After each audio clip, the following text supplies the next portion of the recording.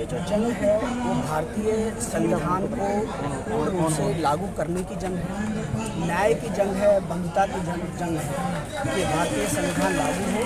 अगर कोई किसी की हत्या की बात करता हो, जबरन किसी के ऊपर कोई अन्याय और अत्याचार की बात करता हो तो उसके खिलाफ कानून अपनी कार्रवाई करेगा। पर ये कोई पहली बार थोड़ा ही हो रहा है, सदियों से चला आ रहा है ना सर। ये आप सही कह रहे हैं, लेकिन जब से राजेंद्र पाल गौतम जी ने ये मुहिम चलाई है और अब शिक्षा का जो दायरा बढ़ा है, भारत के लोग जागृत हो गए हैं जो पहले जागृत नहीं थे, एक नया नेतृत्व मिला है, इसलिए जंग जो है जारी है और उन्नति करेगी। क्या लगता है आपको माननीय केजरीवाल जी ने राजेंद्र पाल गौतम के साथ उत्पीड़न किया है उन्होंने?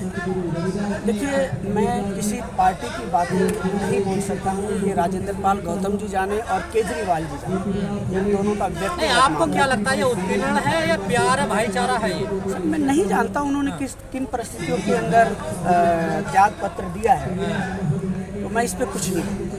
लेकिन उनके साथ भी खड़े नहीं हो रहे हैं केजरीवाल।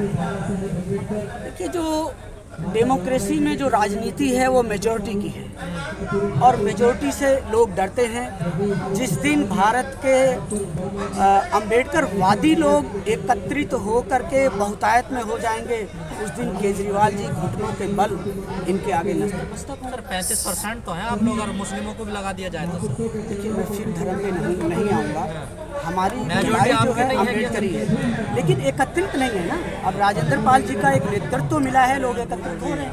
राजेंद्र पाल जी बड़े अम्बेडकरवादी हैं या केजरीवाल?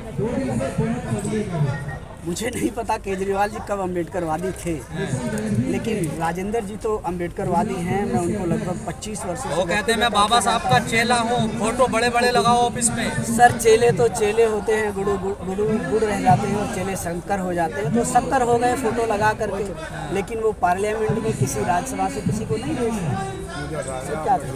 अच्छा, राज्यसभा में पंजाब से नहीं, नेतृत्व होना चाहिए, सवाल दुख का नहीं। अगर पंजाब के अंदर शेड्यूल कास्ट पॉपुलेशन 35% है तो आप भेज रहे थे, तो राज्यसभा में किसी को तो भेजना चाहिए। क्या बाकी पार्टियां नहीं कर रही है? क्यों भेजें आप? क्यों भेजें? हमारा हक बनता है, हमारी जनसंख्या है। आपने कभी हक मांगा ही नहीं उनसे? मांग रहे हैं, कहाँ मांगा आपने? मांग रहे हैं, लेकिन हम एकत्रित अब धीरे धीरे हो रहे हैं और आगे भी मांगेंगे। अगर नहीं कोई हक देगा तो सत्ता उसके पास है। आपको नहीं लगा? आप कहते हैं कि हम तो उनके रहमो कमरों उन पे हैं, कर्मों पर हैं। मैंने कभी नहीं कहा। राजेंद्र जी का जो अपना वक्तव्य है उनका वक्तव्य होगा।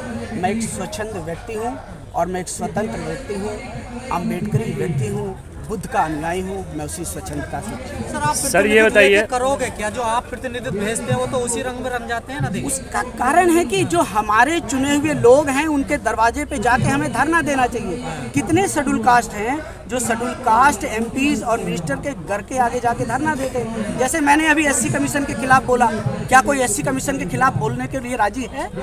कितने लोग हैं? क्यों बोल रहे हैं एससी कमीशन के? क्योंकि एससी कमीशन काम नहीं कर रहा। और सबसे बड़ी वो कह रहे हैं सापला जी मैं सबसे ज्यादा काम कर रहा हूँ। मैं जानता हूँ।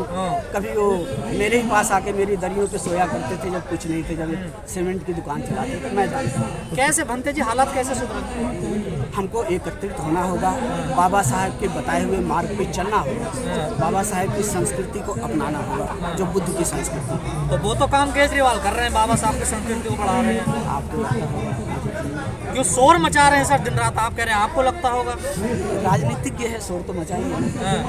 आप कह रहे हैं हमें प्रतिनिधित्व नहीं दे रहे केजरीवाल। आप मुझसे संस्कृति का सवाल पूछिए, फिर आप बार-बार। सर अच्छा ये बताइए, अयोध्या के साधु संतों ने उनकी सर कलम करने की बात की है, इसको किस तरह देखते सर आप? देखो, जो साधु है, साधु का मतलब भी जो सीधा है, सच्चा है, सत्मार्ग पे चलने वाला है, जो अहिंसा को, करुणा को मानने वाला है। जिस व्यक्ति ने ये बात कह दिया वो साधु है नहीं, वो तो सिर्फ वस्त्र रह गए।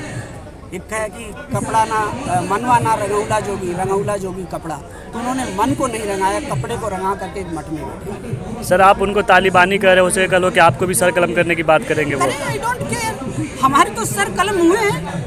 हमारे भिक्षुओं के तो सर कलम हुए हैं, इतिहास कहता है। तो हम तो सब कुछ समझ करके खड़े रहते हैं, आए कलम करने कोई, देन वी विल सी। तो 22 प्रतिज्ञाओं में ऐसी क्या दिक्कत है जो लोगों को परेशानी हो? भाई, लोगों को समझ नहीं है ना। भारत के जो लोग हैं वो संस्कृति को पढ़ें, अगर वो समझेंगे तो उन्हें समझ नहीं है लोगों को। तो ये बिना पढ़े लिखे हैं, ये तो IITian हैं, कुछ बड़े मदाठीस हैं। हाँ। देखिए, नौकरी के लिए पढ़ना और ज्ञान के लिए पढ़ने में अंतर है। संस्कृति के बारे में अगर अध्ययन होगा तो लोग नहीं तो 22 प्रतिज्ञाओं में वाकई में मतलब हिंदू देवी देवताओं का जैसा अपमान है। मैंने वहाँ पे कहा, नहीं किसका अपमान किया? अगर मैं कहता हूँ भाई मैं ये मूर्ति नहीं पूजूंगा, अगर मैं कहता हूँ कि मैं फला मूर्ति नहीं पूजूंगा, इसमें कैसे अपमान है? इसमें कोई अपमान नहीं है।